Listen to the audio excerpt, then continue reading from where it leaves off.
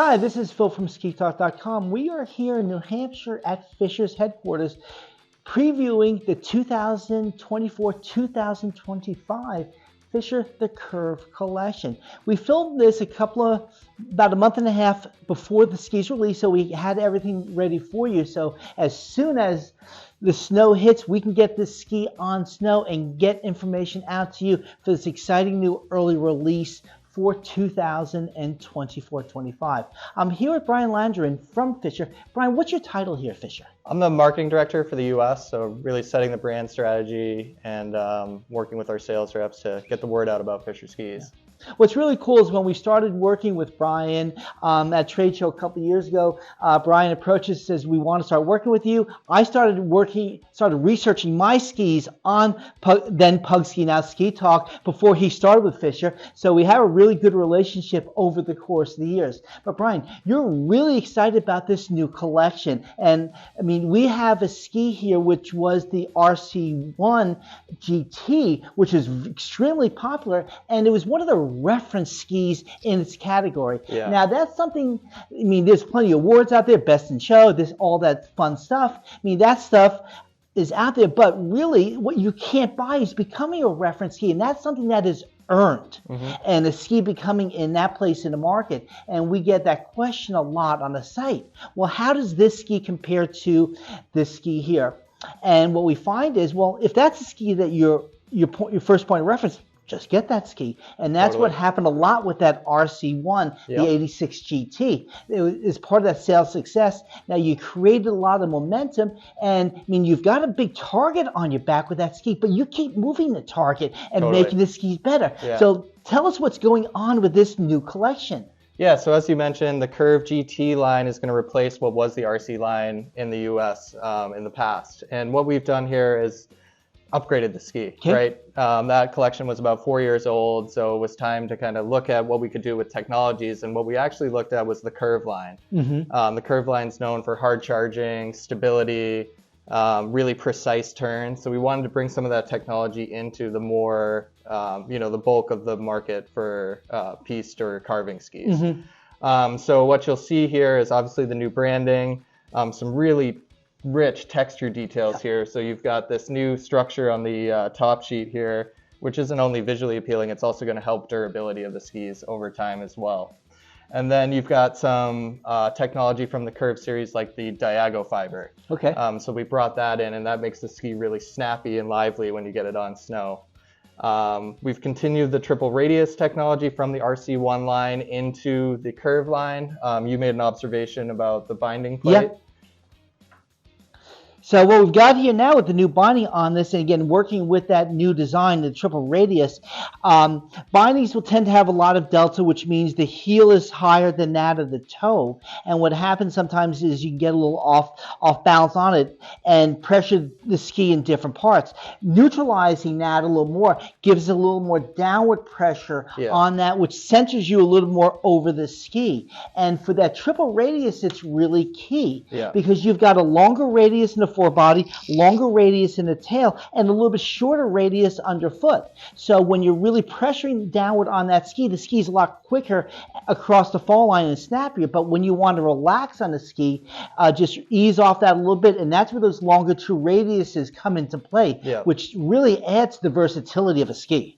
So this is going to, for your longer turns, your effective edge is going to be more on the tip and tail, and for your shorter turns, that effective edge is really going to be underfoot, and that binding position is really going to help activate that effective edge for you. No, I think that's really good. And I noticed that this does have on it the regular binding, but it's also available with the protector as an option. We'll have two versions. We either come with the RSW bindings or the protector binding for a $100 upgrade. Which I think you're getting a lot of value there as far as additional protection. Everybody that's watching this, their insurance deductible is well over $100. Totally. And also, along with the protection on it, that binding also does add a level of performance because you do have some absorption in that heel. And especially when you get on a harder snow ski like this, I think that's really key. That 7 millimeters of lateral elasticity on both sides on that protector heel actually does give some absorption, make the ski a little bit nth degree quieter at speed. A lot for you East Coast skiers that tend to be on harder snow the majority of the time. So I think that is a consideration for you. It's very well worth that upgrade if you choose to go that way. Yeah, and so this is the full collection. This is really for people looking for speed, precision, and enjoyment on a carving ski. So I think we've got a really great new option for them. You've got in your hand the 85. Yes. So 85 underfoot. There's going to be an 80, which we don't have here today. You'll see it in the picture here. It'll be available in 2 different colors. A pink color and then a red color. And then we've got the 78 to kind of round out the collection here, which is available in 2 different colors, but same construction here. So now in this range of a ski, that 80 to 90 millimeter, let's focus to 80 to 85 millimeter range, you've got 2 ways you can go in design. You can go with a wide narrow ski or a narrow wide ski. So we've got this wide narrow ski here, which is that wide body carver that still performs really well on soft snow. But for that person that wants to go the other way to have that narrow wide ski, that's where you also have the Ranger 84 too as an option for you. So you're really covering all bases as for that consumer to give them what you're going to want as far as for that type of ski. So we've got the full range here. I mean, as far as some examples of the collection here, getting the ski out on snow. We've got some video here as far as having me out on a ski, and if we got some other people here, they might be on it also. We're shooting this a little bit early, so be patient on that. And we'll also definitely have some follow-up and a long-term review of this ski. We will have a pair in our test fleet, so we will have a continuing long-term review on it. And it's a ski that, again, we're really excited about because we're really excited about that original RC186 GT, which was a tremendous ski, again, one of the reference skis in that category. And coming down to that 80, I think that's also a ski that's gotten very popular too. So very well, we'll do a separate review of that ski too, so stay tuned on that. Anything else you want to add on this collection, Brian? It's really truly just an evolution of the RC1 line. If you thought those skis turned easy, then you're going to have a really big smile on your face when you go and take your first turn on these. Yeah, and the easy part of that was really nice, and what I like with this ski and what I experience is on all the Fischers is they make a multitude of turn shapes at a multitude of speed. I mean, some of these skis you can find the top end fairly quickly on them in this range. This ski it wasn't, but also it didn't need a lot of speed to get going and to really enjoy and appreciate the ski. So if I could use one describer, I'd say these skis are just a little more approachable than the RC1 GT series. So that first turn is going to be even easier to initiate than you saw in that series. And without losing the top end, as far as what these skis were also known for. I do like the new tip shape on this as compared to the other one. The side cut runs a little bit past the running surface. So the more you get that ski onto the edge, the more it's going to come around it. I like the bigger flare tail, and that's where it's going to finish that turn really nicely.